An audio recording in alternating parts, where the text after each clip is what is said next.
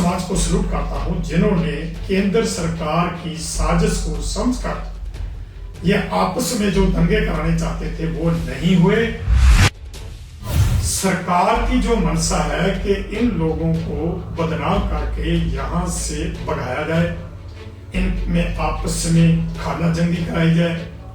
लेकिन ये कामयाब आज तक तो नहीं हुई। इन धरनों में जो मांग लेकर हम बैठे हैं वो मांगे मारने की बजाय उल्टा सरकार इस संघर्ष को फेल करने के लिए समय समय पर बहुत से षड्यंत्र रचे। जो 26 जनवरी को घटनाक्रम हुआ, जो सरकार ने खुद एक षड्यंत्र रच के 26 तारीख को लाल किले के जो दरवाजे खोले गए और जैसे वहां पर ट्रालियां मोटरसाइकिलों पर लोग हैं, वो सरकार ने एक प्री प्लान किया था। 26 जनवरी को एक लोगों को ये पूरे देश के संसार के लोगों को ये बताना चाहते थे कि लाल किले पर इन्होंने आकर ये जो झंडा फहराया है, इससे इन्होंने देश के जो हमारा जो तिरंगा झंडा है उसको उसका निरादर किया। ये इनका एक षड्यंत्र था कि लाल किला अब ठेके पर है और जो जिन्होंने ठेके पर ले रखा है उनकी जिम्मेवारी बनती है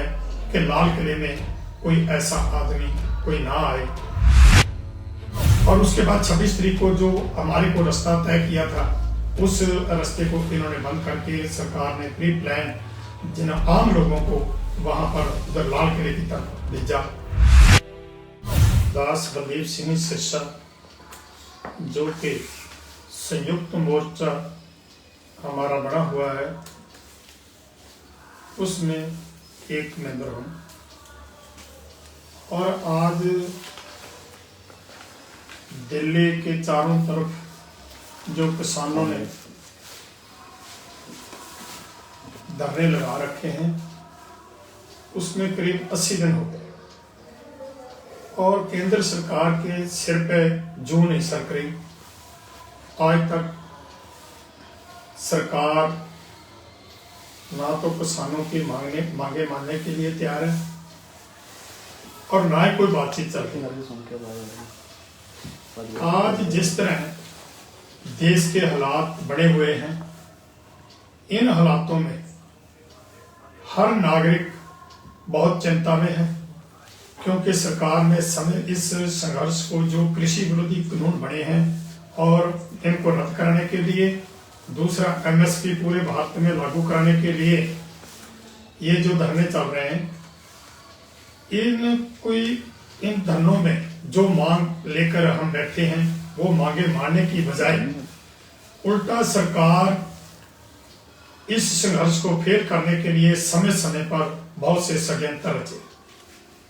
जैसे कि हम 26 नवंबर को आके बैठे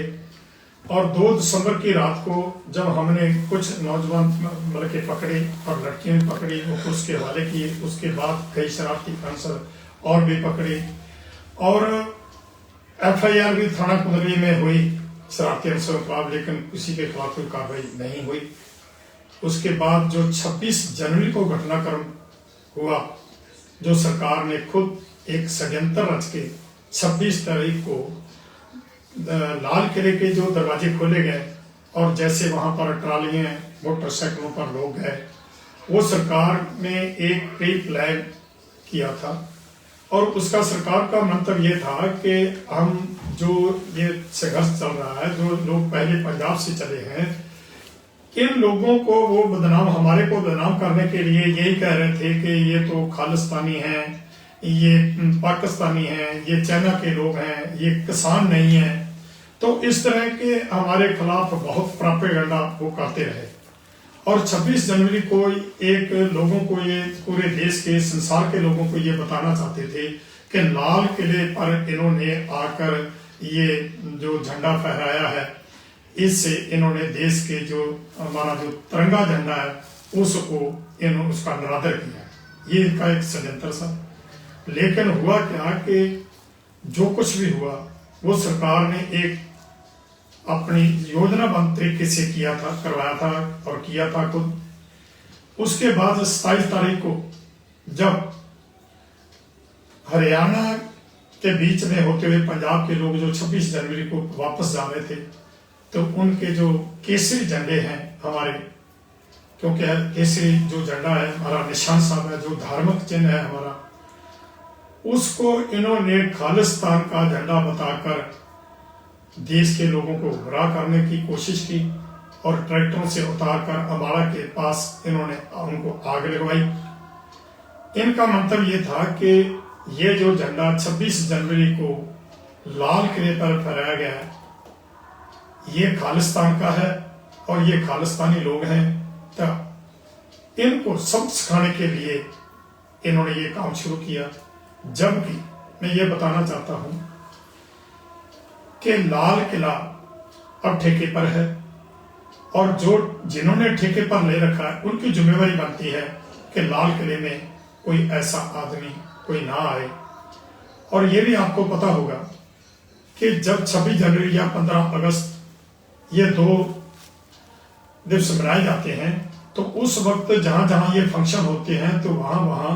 हम पर पूरी फोर्स लगती है और पूरी निगरानी होती है, और वहां पर आदमी तो क्या कीड़ी भी नहीं जा सकती। लेकिन इन्होंने जो किले के दरवाजे खोलकर वहां पर आम लोगों को भेजा, उससे पहले ही इन्होंने अंदर जो था वो पहले एक रात 25 रात को ही इन्होंने अंदर दरवाजे खोल के आदमी जो सिख रूप में अंदर दाखिल करवाए थे। और उसके बाद 26 तारीख को जो हमारे को रास्ता तय किया था, उस रास्ते को इन्होंने बंद करके सरकार ने प्री प्लान जिन आम लोगों को वहां पर उधर लाल किले की तरफ भेजा। और अंदर एक जो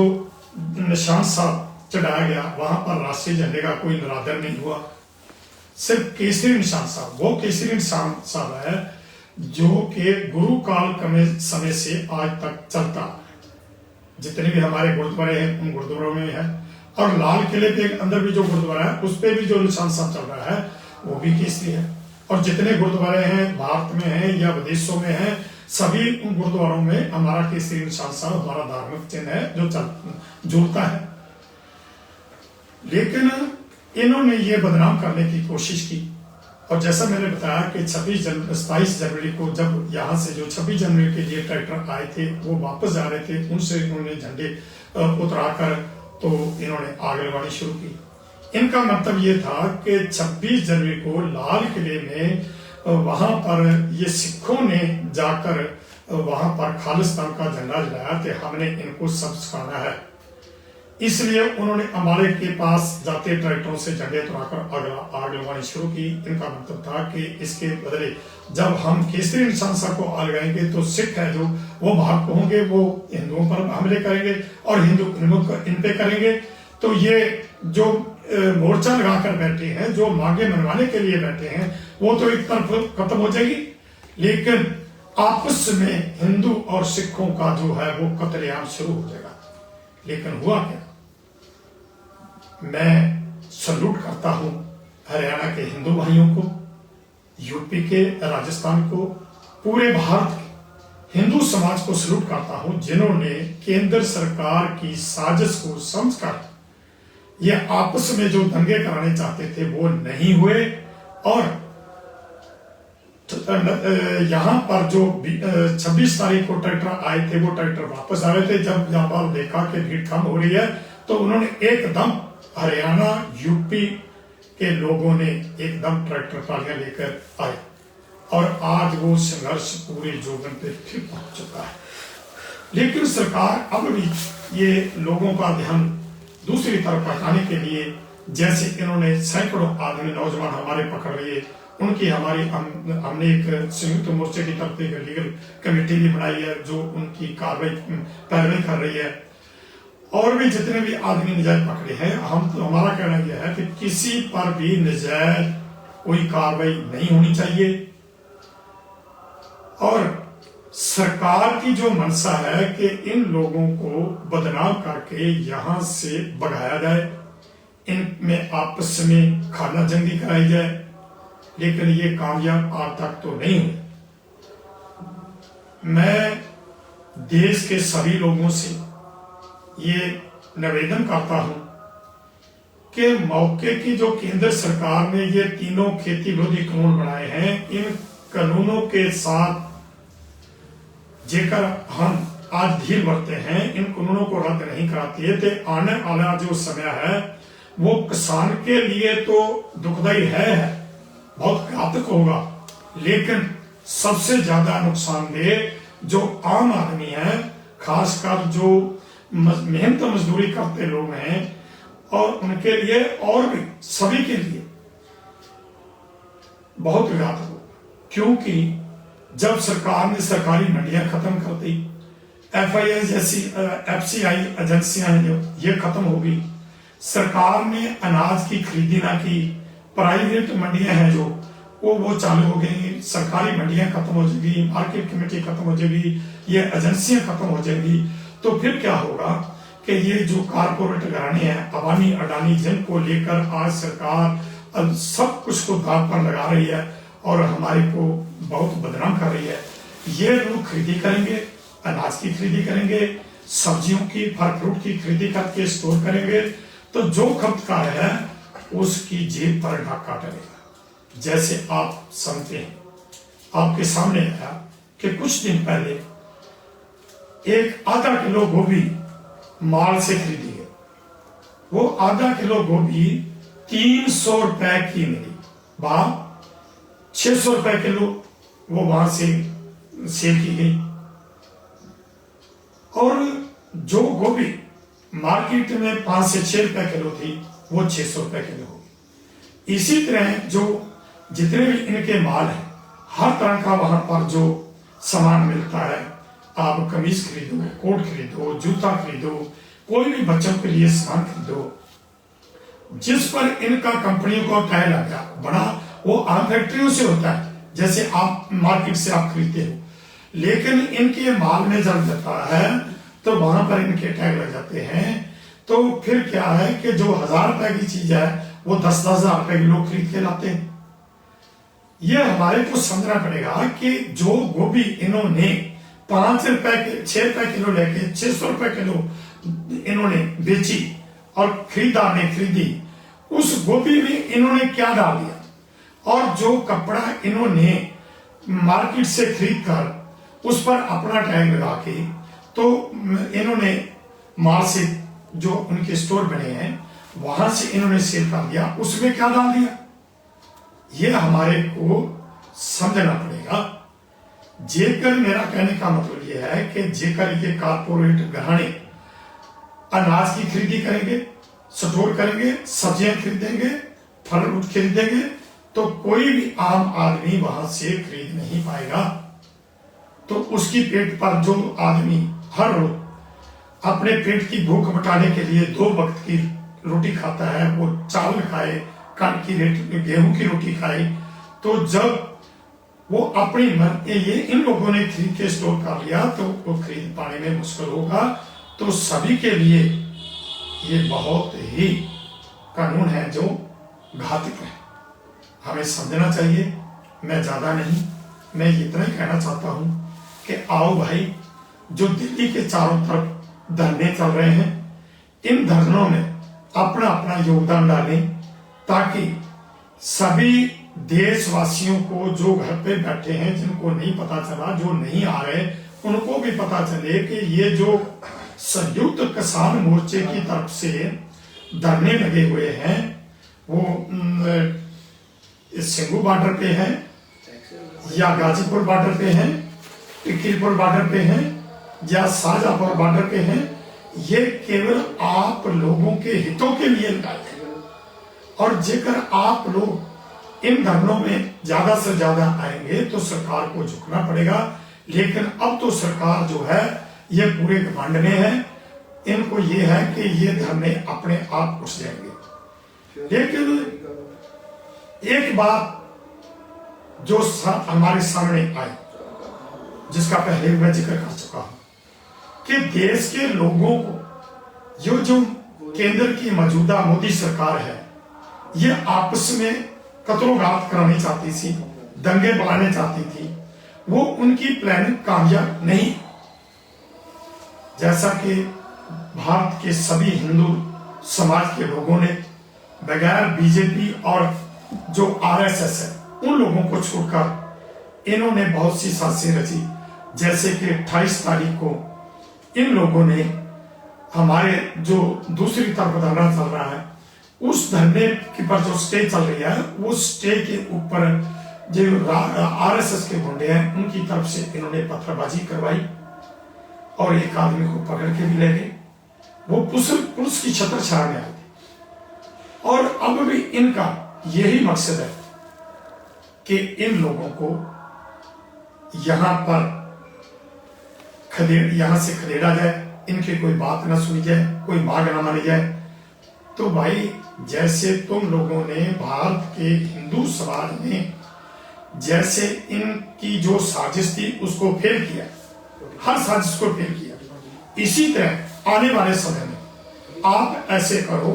कि ये जो गर्मी का मौसम आ रहा है, सरकार के मन में है कि ये गर्मी में लोग कैसे बैठेंगे। हम ये कह देना चाहते हैं कि हम किसान हैं और हमारे साथ जितने भी लोग और हैं वो भी आ रहे हैं, और जितनी ज्यादा गिनती में हम यहाँ पर पहुंचेंगे, गर्मी हो सर्दी हो, सर्दी तो हमने निकाल ली, आगे गर्मी वाली आने वाली है, गर्मी हम निकालेंगे, और आगे जब बारिश आएगी तो बारिश का भी प्रबंध होगा। यहाँ पर जो किसी भी किस्म की सुविधा नहीं है, जो सरकार की जिम्मेवारी बनती है,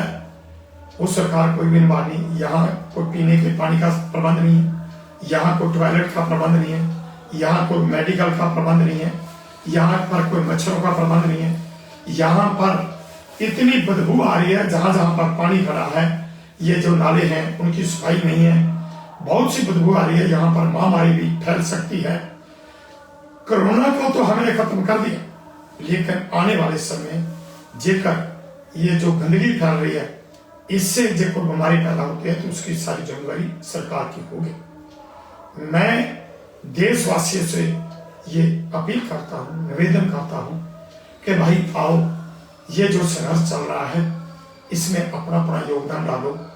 और जो कृषि विरोधी ये कानून है इनको रद्द कराना, एमएसपी पूरे भारत में लागू कराना, ये बहुत जरूरी है। ये सबके लिए जरूरी है, क्योंकि जेकर किसान नहीं है तो कुछ भी नहीं है। किसान के सिर पे ही सब कुछ चलता है, चाहे मजदूर है, चाहे ट्रांसपोर्टर है, चाहे दुकानदार है। अब बड़े बड़े मॉल बन रहे हैं, ये जो छोटी छोटी दुकानें हैं, जहाँ बड़ी दुकानें हैं शहरों में, ये दुकानें, ये सब कुछ फेल हो जाएगा, क्योंकि बड़े बड़े मॉल बन रहे हैं। लोग मॉल में खरीदी करेंगे तो दुकान पर कौन जाएगा, छोटी दुकानों पर कौन जाएगा। सो भाई आओ, हम मिलकर सब इस संघर्ष को जो है इसको जीतने का प्रयास करें। E5 चैनल पंजाबी हुणे सब्सक्राइब करो, बेल आइकन पे क्लिक करो।